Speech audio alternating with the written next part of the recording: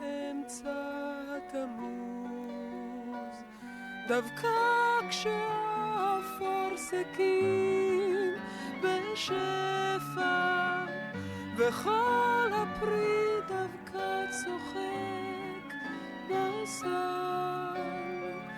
ועל קיצך ועל קצירך הידד נפל. Nos vamos a Costa Rica, allí nos encontramos cada lunes con el licenciado en Relaciones Internacionales, Brian Acuña. ¿Cómo estás, Brian? Hola Dani y hola a los amigos de Radio High, un placer nuevamente estar acá con ustedes. Bueno, entiendo que vamos a hablar un poquito de Egipto, ¿no? Uno de esos jugadores, todos en el Medio Oriente son extraños y ambiguos, pero Egipto es un jugador que, por ejemplo, en estos últimos tiempos nombramos mucho junto con Qatar a la hora de las mediaciones. Pero contame un poquitito más porque esto tiene por lo menos bastante historia. Sí, el tema egipcio es súper interesante, primero porque es el primer país del mundo árabe que llega a firmar un acuerdo de paz con Israel, ¿verdad? Recordemos que esto fue totalmente disruptivo, tanto así de que le costó la vida en su momento al presidente egipcio y además le costó a los egipcios volverse a incorporar como líderes del mundo árabe, dentro de la Liga Árabe, fueron castigados por muchos años. Y hay que entender que los últimos, ¿qué podríamos hablar? 20 años tal vez marcándolo desde el proceso de las primaveras árabes, la situación egipcia ha sido muy particular. Primero, los cambios de gobierno, ¿verdad?, que tuvieron tan abruptos, comenzando con la caída de Hosni Mubarak, que es el que viene a cubrir en su momento a Anwar al-Sadat, y debido a esto hemos visto incluso una evolución de la política exterior. Después de Hosni Mubarak, llegaron los hermanos musulmanes, ¿verdad?, que fueron un punto de ruptura bastante importante dentro de la región, y posteriormente se da un golpe de Estado contra Mohamed Mursi para la llegada de Abdel Fattah el-Sisi, que hay que entender que dentro de todo este proceso de estos 20 años hay, digamos, como 4 ejes principales sobre los cuales los egipcios se han mantenido o han intentado, digamos, preservar, que es la estabilidad interna como una prioridad. Esto debido a que en su momento Mohamed Mursi intentó cortarle un poco la influencia del ejército al país, y hay que entender de que si hay algo que le da estabilidad política a Egipto es el ejército, ¿verdad? Y esta división que llegan a causar los islamistas al tratar de restarles poder era algo que definitivamente el ejército no iba a permitir, y por eso, pese a que Mohamed Mursi llega de manera democrática, digamos, en teoría, dentro del proceso egipcio, es derrocado a través de un golpe de Estado. El segundo aspecto es la relación con grandes potencias. A lo largo de los últimos años, su relación con Estados Unidos y posterior, por supuesto, a los acuerdos de paz con Israel han sido muy importantes. Es un gran mediador en el conflicto palestino-israelí y busca también controlar la península del Sinaí y la lucha contra el terrorismo. Recordemos que Abdel Fattah el-Sisi, así como muchos otros laicos egipcios, están en contra de los hermanos musulmanes, y esto los lleva a tener roces muy fuertes con respecto a Hamas y con respecto incluso, digamos, a los islamistas que se han intentado ubicar en las fronteras libias cercanas a Egipto. Sí, hay una situación que es la que yo creo que es muy preocupante, que es que un país que tiene un acuerdo de paz con Israel, yo digo, no es de paz, no de amistad, o sea, es de no guerra, pero de alguna manera ha permitido, por los caminos ilegales, que la Franja de Gaza fuera la fortaleza que es hoy respecto de explosivos, misiles, armas. Digo, por un lado, sos mi amigo o sos mi socio, entre los dos nos cuidamos en el Sinaí, pero vos estás dejando pasar casi todo lo que ha llegado a la Franja de Gaza para atacar a Israel. Sí, Sinaí es muy complicado. Primero porque técnicamente es una frontera muerta, es decir, ahí las relaciones entre seres humanos es muy limitado. De hecho, se limita principalmente a grupos de beduinos que andan cerca de las zonas desérticas, lo que ha llevado incluso, junto, digamos, con el acuerdo militar que hay entre Israel y Egipto, a impedir de que haya un gran despliegue, ¿verdad?, que pueda ayudar a controlar la frontera, y esto ha permitido que de alguna manera vuelvan a ver hacia otro lado mientras el contrabando sigue ingresando por la zona egipcia, ¿verdad? Por eso también en algún momento uno de esos grandes problemas con respecto a la situación actual es el control que tiene Israel cercano a la frontera con Egipto, digamos lo que se llama el corredor de Filadelfia, y obviamente los accesos que se puedan hacer a través de la zona de Rafía.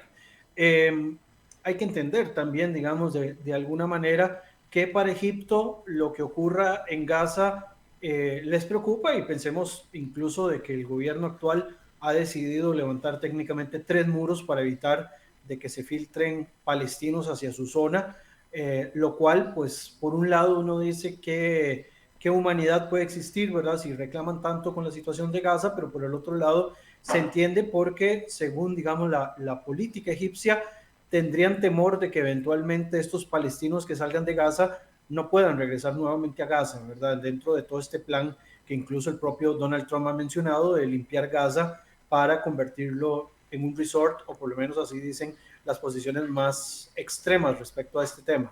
Bueno, Gaza, que en realidad le pertenecía a Egipto, porque cuando la guerra del 67 Gaza tenía soberanía egipcia, y de hecho cuando se cierra el acuerdo de paz debió haber sido devuelta a Egipto.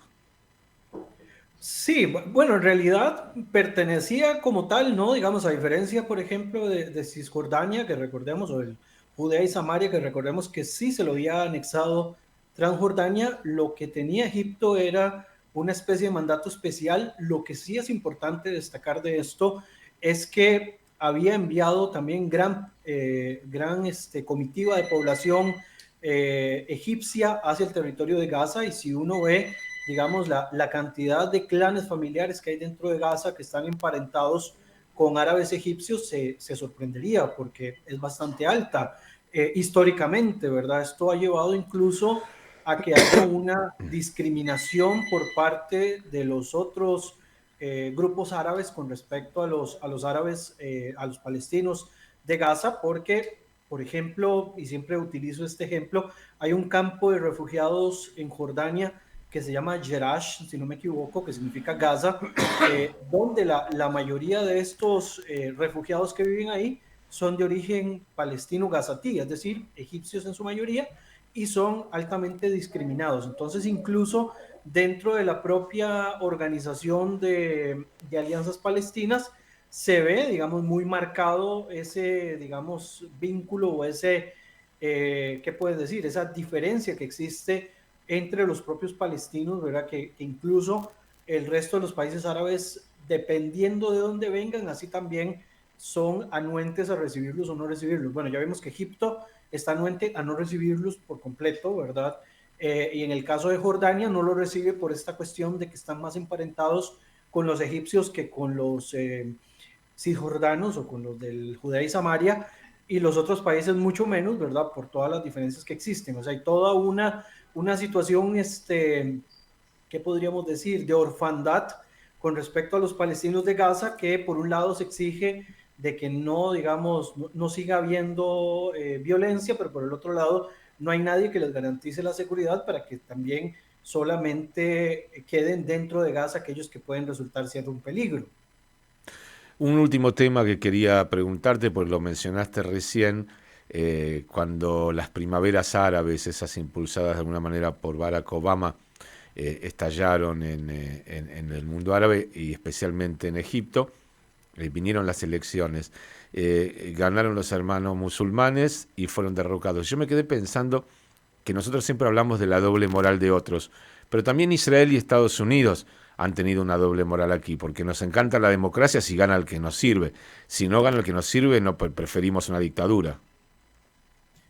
Yo lo veo desde otra perspectiva. Yo sí creo que la democracia es, como dice por ahí el refrán popular, no es perfecto, pero es perfectible, ¿verdad? La democracia es uno de los sistemas que más, digamos, han sido funcionales en un modelo estatal occidental, pero la democracia no es algo que yo me desayuno, o sea, yo no me levanto y elijo comer cereal de democracia, es un proceso que debe ser aprendido, y estamos hablando de países donde la democracia nunca ha estado presente. Es decir, no podemos pretender de que la democracia siga siendo vista única y exclusivamente dentro de un modelo electoral. O sea, las elecciones son solamente una parte de los procesos democráticos, pero hay países que son completamente autoritarios que tienen procesos de elección, incluyendo Cuba o incluyendo la propia China, donde tienen un solo partido y el resto de los partidos son como partidos satélites dentro del mismo movimiento.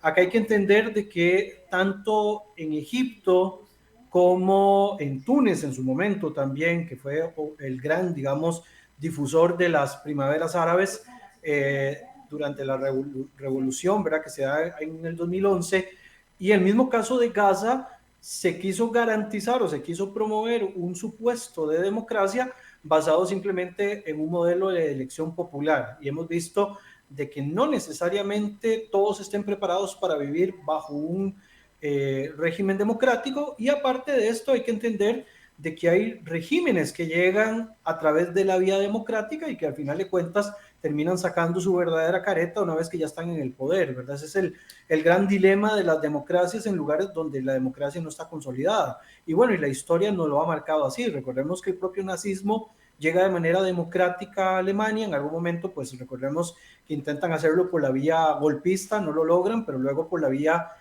popular llegan al poder y bueno, ya sabemos los resultados.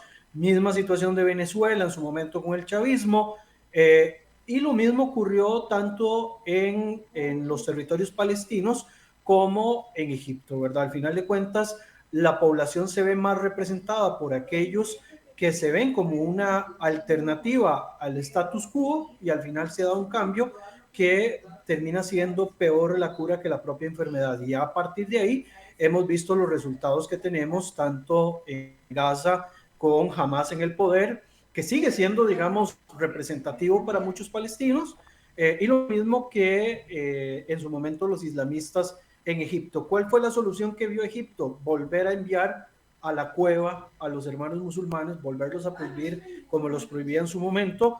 En el caso palestino es más complicado porque siguen siendo una fuerza política bastante significativa, y del lado contrario lo que tenemos es una fuerza política laica que tiene muy poco arraigo, tiene muy poco, ¿qué podríamos decir?, músculo. Entonces, eventualmente cuando muera Mahmoud Abbas, su sustituto tampoco es que tiene el músculo necesario para poder hacer grandes cambios. Entonces el tema de los palestinos es todavía mucho más complejo desde, digamos, su situación interna, más allá de lo que significa también su situación con Israel. Complejo e interesante, apasionante el Medio Oriente. Te mandamos un abrazo, Brian, que tengas buena semana. Un abrazo para vos y a todos los de la radio, y nos escuchamos la próxima semana. Brian Acuña Obando, él es licenciado en Relaciones Internacionales y parte importante ya de nuestro equipo.